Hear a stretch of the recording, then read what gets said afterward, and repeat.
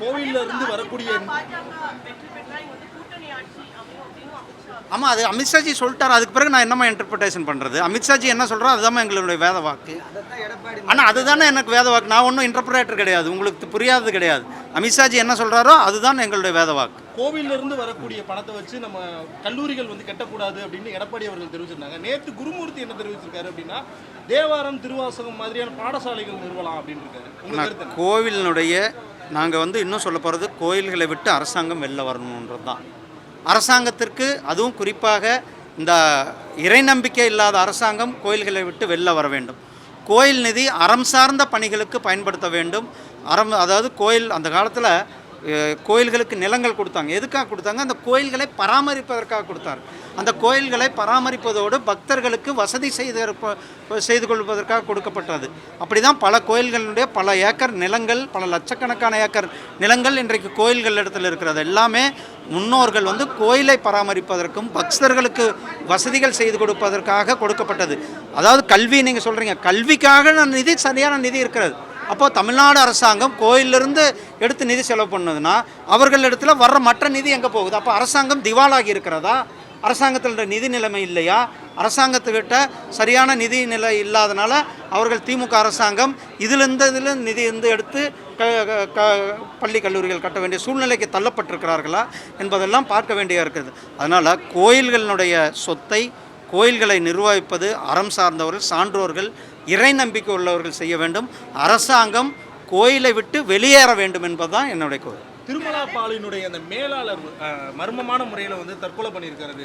மீண்டும் இந்த காவல்துறையில் லாக்அப் டெத்லாம் நடக்குது அப்படிங்கிற மாதிரி விமர்சனம் எதிர்க்கட்சிகள் குற்றம் சாட்டுகிறது. உங்கள் கருத்து என்ன? அஜித்குமார் துயர் சம்பவம் நடந்து அந்த வடு கூட இன்னும் மாறலை. இது அஜித்குமார் சம்பவம் வெளியில் மீடியாக்களால் வெளியில் கொண்டு வரப்பட்ட சம்பவம். இதுபோல் பல அஜித்குமார்கள் தினந்தோறும் தாக்கப்படுகிறார்கள். பட்டியலின மக்கள்லாம், குறிப்பாக அவர்கள்லாம் போலீஸ் ஸ்டேஷனில் போனாவே ஒரு கீழ்த்தரமாக நடத்தக்கூடிய சூழ்நிலை தான் தமிழ்நாட்டில் இருந்து கொண்டிருக்கிறது. பட்டியலின மக்கள் ஒரு கம்ப்ளைண்டன்ட், அதாவது மனுதாரராக இருந்தாலும் கூட அவருக்கு அவரை நடத்துகிற விதமெல்லாம் வேறு மாதிரி தான் இருந்து கொண்டிருக்கிறது. இது ஒரு உதாரணம், அஜித்குமார் மரணம். அதை தொடர்ந்து இன்றைக்கு இங்கே ஒரு சகோதரி திருத்தணி பக்கத்தில் கர்ப்பிணி, அவங்க கம்ப்ளைண்ட் கொடுக்க தான் போனாங்க. அவர்கள் மேலே காவல்துறையினர் தாக்குதல். அதே போல் இந்த திருமலா உன்னுடைய மேலாளர், இதெல்லாம் காவல்துறையினுடைய தோல்வியையும் காவல்துறையை தன் வசம் வைத்திருக்கின்ற முதலமைச்சரினுடைய தோல்வியையும் தான் காட்டி கொடுக்கிறது. ரெண்டாவது, இன்றைக்கு சமூக நீதினு சொல்கிறார், சமூக நீதி ஹாஸ்டல்னு சொன்னாங்க. சமூக நீதி ஹாஸ்டல்னு பேர் தான் இருக்குது, அங்கே எந்த சமூக நீதியும் இருக்காது. அங்கே அந்த ஹாஸ்டலில் முறையான வசதிகள் வேணும். குடிநீர் வசதி, டாய்லெட் வசதி, உணவு வசதி, இதெல்லாம் எதுவுமே இல்லாத ஒரு விடுதிகள் தான் இன்றைக்கி சமூக நீதி விடுதிகள்னு வச்சுருக்கிறார். அட்லீஸ்ட் ஒரு விடுதியாவது அவர் போய் ஆய்வு செய்கிறார். முதலமைச்சர் போகிறார், ஊர்களுக்கு போய் ரோடு ஷோ பண்ணுறார்.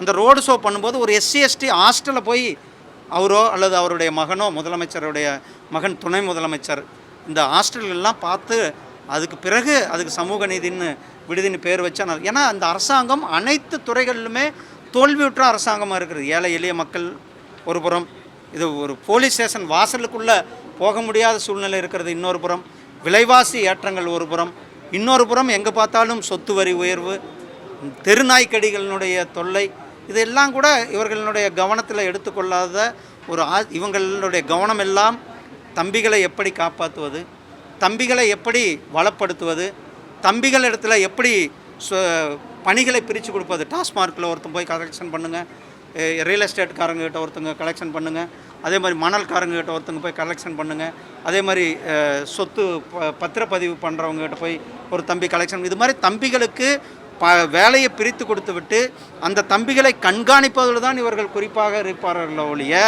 தமிழக மக்கள் மேலேயோ தமிழக மக்கள் நலன் சார்ந்தோ நீங்கள் ஒரு விஷயத்தை சொல்லுங்கள். இந்த 4 ஆண்டுகளில் தமிழகத்தினுடைய மக்களினுடைய நலனுக்காக, தமிழக மக்களினுடைய மேம்பாட்டிற்காக, வளர்ச்சிக்காக ஒரு நல்ல திட்டத்தை கொண்டு வந்தார்கள். எதுவுமே இல்லை, எல்லாம் ஏற்கனவே கொண்டு வந்த திட்டங்கள், போன ஆட்சியில் கொண்டு வந்த திட்டங்கள், இல்லைன்னா மத்திய அரசாங்கத்தின் திட்டம். இப்போது அவங்க ஸ்மார்ட் சிட்டின்றாங்க, அதுதான் நாம் ஸ்மார்ட் சிட்டின்ற நம்ம திட்டம், அதை தான் அவங்க சீர்மிகு நகரங்கள்னு வைக்கிறாங்க. ஜல்ஜீவன் திட்டம் நம்ம கொண்டு வந்த திட்டம், அதை வந்து குடிநீர் திட்டம் என்று மாற்றி, அதே மாதிரி பிரதமருடைய அனைவருக்கும் வீடு கட்டும் திட்டம், அது தமிழ்நாட்டில் இன்னும் சொல்லப்போனால் மோடி ஐயா வீடு திட்டம் தான் மக்கள் சொல்கிறாங்க.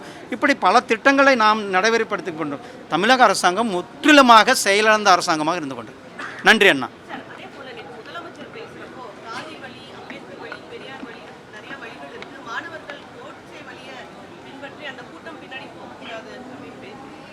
இவர் வந்து அம்பேத்கர் வழின்றதை சொல்லுவதற்கு எந்த அருகதை இல்லாத வரும்.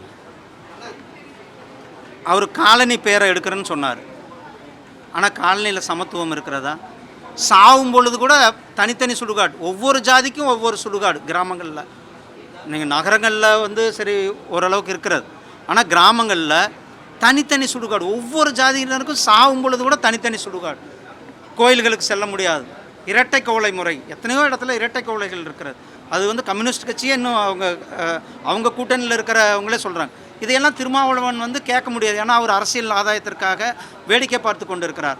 ஆனால் இந்த நாட்டினுடைய வளர்ச்சியை முக்கியமாக கொண்டு, இந்த நாட்டினுடைய மேம்பாடை முக்கியமாக கொண்டு இருக்கின்ற நாங்கள் மேம்படுத்தி கொண்டு இருக்கிறோம்.